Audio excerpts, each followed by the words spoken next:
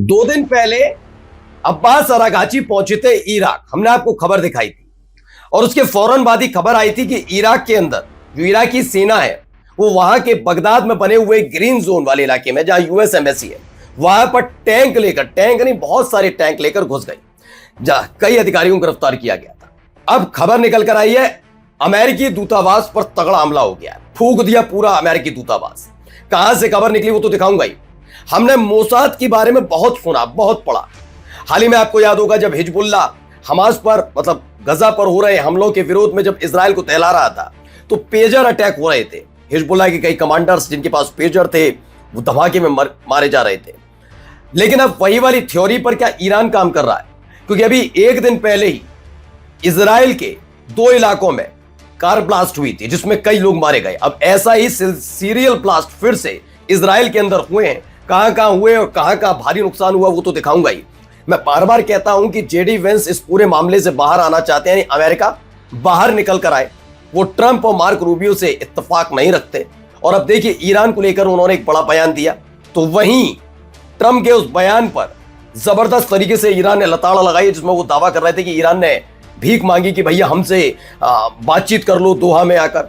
Trump अपनी वाहवाही कर रहे थे। उन्होंने कहा ऐसा कुछ नहीं है, पहली बात तो हमारी कोई बातचीत होने ही नहीं जा रही। हाँ कतर में है, लेकिन कतर में कतर के अधिकारियों से मुलाकात की जाएगी और किसी से नहीं। और क्या क्या हुआ दिखाता हूं। नमस्कार, मैं हूं प्रज्वल गौतम और आप देख रहे हैं खबर चौक। सबसे पहले जरा ये हालात देखिए, यहां क्या स्थिति बनती नजर आ रही है। ये देखिए, फूंक दिया अमेरिकी दूतावास।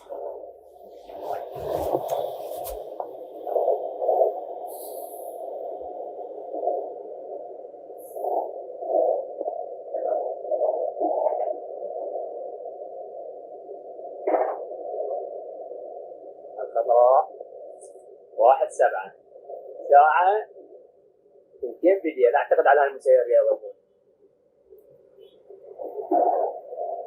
ये देख रहे हालात क्या बने हुए। على هالمسير يا ولد.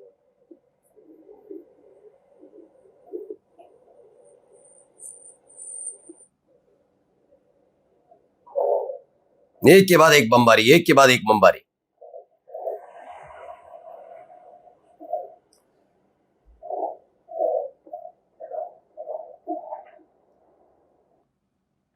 तो खबर निकल कर आई है, drone target the US embassy in Baghdad.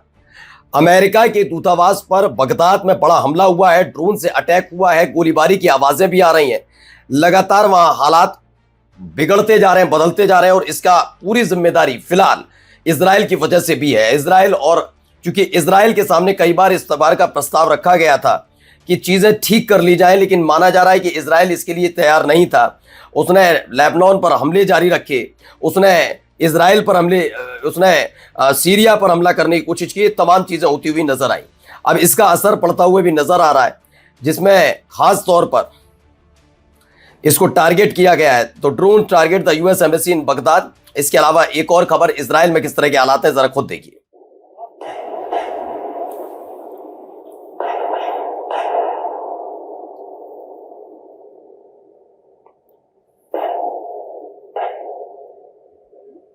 तो यहां इजराइल में एक के बाद एक सीरियल ब्लास्ट हो रहे हैं, गाड़ियां दहल रही हैं, गाड़ियों में लगातार इस ब्लास्ट की खबरें निकलकर सामने आ रही हैं और हालात बहुत ज्यादा बेकाबू होते हुए नजर आ रहे हैं। खबर है कि हालात वहां पर इतने बेकाबू हो चुके हैं कि लोग डर रहे हैं अपने अपने घरों से बाहर निकलने में। ये भी देखिए, एक और खबर निकल कर आई, वो भी देखिए। ये देखिए एक और ब्लास्ट की खबर।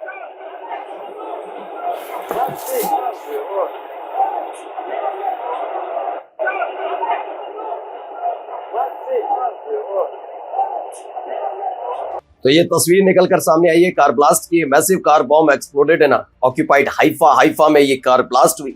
Israeli casualties reported that this is the latest in series of such car bomb explosions which the Israelis have placed censorship over in order to hide the detail। कहा जा रहा है कि भैया ये पूरी तरह से कह दिया गया है कि गलती से भी एक भी जानकारी बाहर नहीं जानी चाहिए। ये क्लियर किया गया है कि कोई भी जानकारी बाहर ना जाए, इसको लेकर सेंसरशिप वहां पर काम कर रही है कि एक भी फजियत की तस्वीरें बाहर नहीं जानी चाहिए, किसी को पता नहीं लगना चाहिए कि कहां का क्या ब्लास्ट हो रहा है। और खबर ये मानी जा रही है कि 2 दिन पहले भी होलोन में और जफा में दोनों जगह इजराइल में कार ब्लास्ट हुआ था और अब हाइफा में भी कुछ इसी तरीके से सिलसिलेवार तरीके से कार ब्लास्ट की खबरें निकलकर सामने आ रही हैं। अब आइए एक और खबर आपको दिखाता हूं इससे जुड़ी हुई। देखिए ये ब्लास्ट की खबर।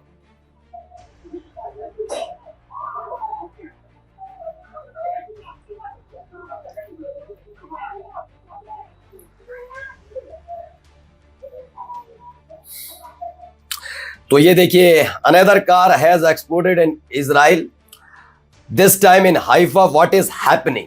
ये सवाल लगातार पूछा जा रहा है कि चल क्या रहा है। आइए अब आपको जरा दिखाते हैं कि भाई इस पूरे मामले पर जहां इजराइल अपनी भाई कर रहा है, इजराइल जिसको जो करना है वो करे, भाई रोक भी कौन सकता है, लेकिन इजराइल की जो हरकतें हैं उसका खामियाजा किस किस को भुगतना पड़ रहा है वो आप समझिए। लोगों को लग रहा था कि ये मामला सिर्फ इजराइल तक सीमित है।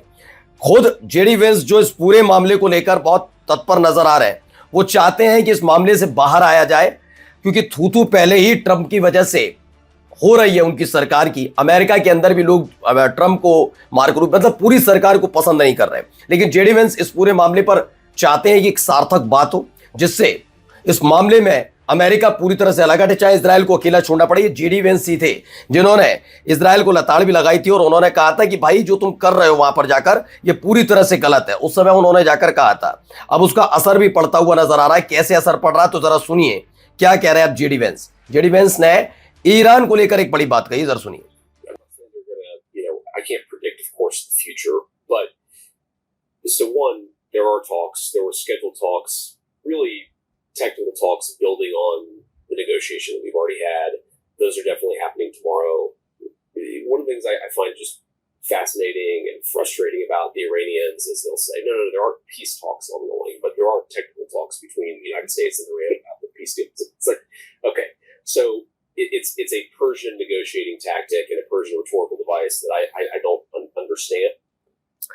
अब ये कह रहे हैं जेडी वेंस, अमेरिका के उपराष्ट्रपति हैं, कि ईरान के साथ बातचीत पर उन्होंने निराशा व्यक्त की, क्योंकि ये वहीं मौजूद थे जब बातचीत आखिरी चरण में थी और तभी ट्रंप ने बयान दिया कि वो ईरान को तबाह कर देंगे, प्रतिनिधिमंडल को स्विट्जरलैंड से जाने नहीं देंगे। जेडी वेंस ने कहा ईरानियों के बारे में एक बात मुझे बेहद दिलचस्प और निराशाजनक लगती है। वे कहते हैं नहीं कोई शांति वार्ता नहीं चल रही है, जबकि अमेरिका और ईरान के बीच शांति समझौते को लेकर तकनीकी स्तर पर बातचीत जारी रहती है। ये एक फारसी बातचीत की रणनीति और भाषण शैली है जिसे मैं समझ नहीं पाता, ये जेडी वेंस कहते हैं। वहीं ईरान की तरफ से भी बताया गया है कि ट्रंप जो दावा कर रहे हैं कि ईरान गड़गड़ाया था कि आइए फिर से बातचीत कर ली जाए, उसका सच बता रहे हैं, जरा सुनिए।